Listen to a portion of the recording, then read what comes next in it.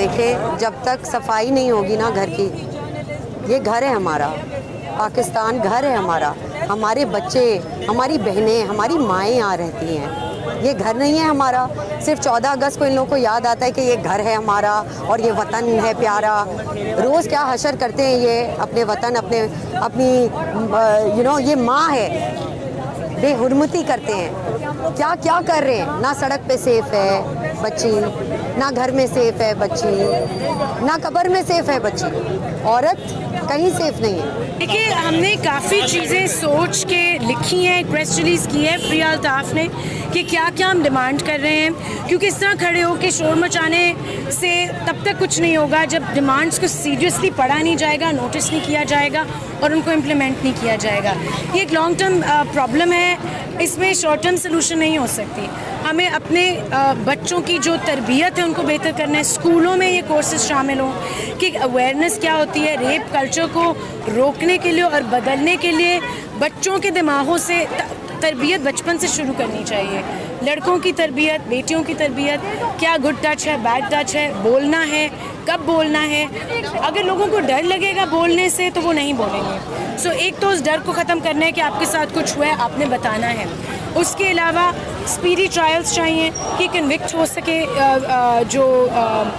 जिसने जुल्म किया है वो कन्विक्ट हो सके। और public hanging I don't think complete solution है, उससे और वायलेंस बढ़ता है। उसके साथ साथ ये तरबियत में चेंज लाना है, क्योंकि हमारे मुल्क में इन चीज़ों के बारे में बात नहीं होती। रेप टेस्ट को आम करना है कि अगर किसी के साथ कुछ हुआ है तो वो जाके फ़ौरन टेस्ट करा सके। अगर किसी के साथ कोई इंसिडेंट होता है तो फ़ौरन पुलिस उस मोमेंट पे आ सके। पुलिस जब तक आती है सब कुछ ख़त्म हो चुका होता है। तो ये सारी चीज़ों को बदलना है और इम्प्लीमेंट करना है।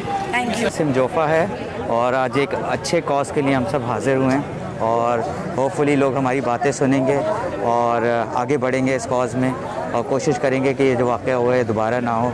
और ये बहुत अफसोसनाक वाक़या है और हम जैसे आप जैसे लोग आगे आएंगे और इस पे काम करेंगे तो इंशाल्लाह इस मुल्क में मोर सिक्योरिटी और सेफ्टी होगी और हम लोग बहुत आगे तरक्की करेंगे। इसके बगैर हम तरक्की नहीं कर सकते। मैं ये कहना चाहता हूँ कि इस वक्त हम जिस मकसद के लिए यहाँ जमा हैं वो मकसद पूरे मुल्क का मकसद है और पूरे मुल्क में जो भी हमारी माएँ, बहनें, बेटियाँ हैं उनकी हिफाजत की ज़िम्मेदारी स्टेट की है।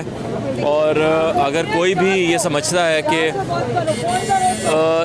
जो हो रहा है वही होता रहना चाहिए तो बहुत गलत समझ रहा है। और अगर कोई भी CCPO ये समझता है कि औरत के साथ जो भी हुआ है वो उसके देर से निकलने की वजह से हो या कोई भी ऐसी बात है तो मेरे ख्याल में बहुत गलत सोच है, इसको बदलना होगा। मैं शुक्रिया। अस्सलाम वालेकुम, मेरा नाम हसन अहमद है और हम लोग इस वक्त यहाँ पे प्रोटेस्ट करने आए हैं।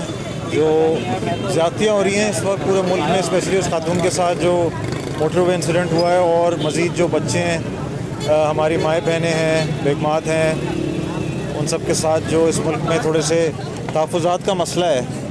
तो हमारी स्टेट रिस्पॉन्सिबल है इन चीज़ों के लिए और हमें कोशिश करनी चाहिए कि हम इन प्रोटेस्ट, पीसफुल प्रोटेस्ट के ज़रिए उनके पैगाम पहुंचाएं कि आप लोग को इस चीज़ की ज़िम्मेदारी लेनी चाहिए। 1947 से बने हुए हैं ना, अकाउंटेबिलिटी क्यों नहीं होती? मुझसे कोई कह रहे थे इन हालात के बारे में आप क्या कहते हैं? ये हालात नहीं है भाई, हालात अच्छे मुल्कों के होते हैं।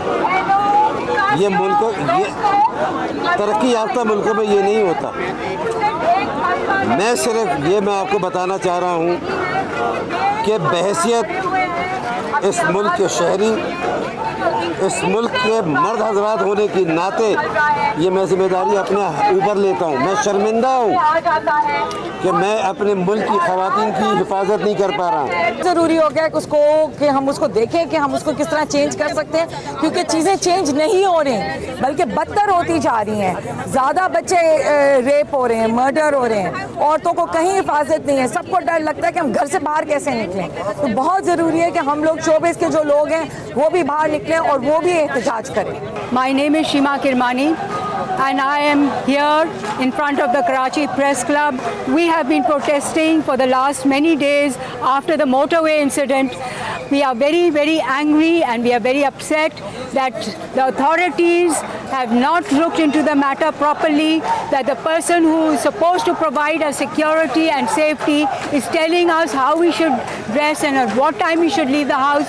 We find this totally unacceptable. We are against these rising cases of violence on women, on little children, on older women, and every day we wake up, we read a case of so-called honor killing, which we call dishonorable killing.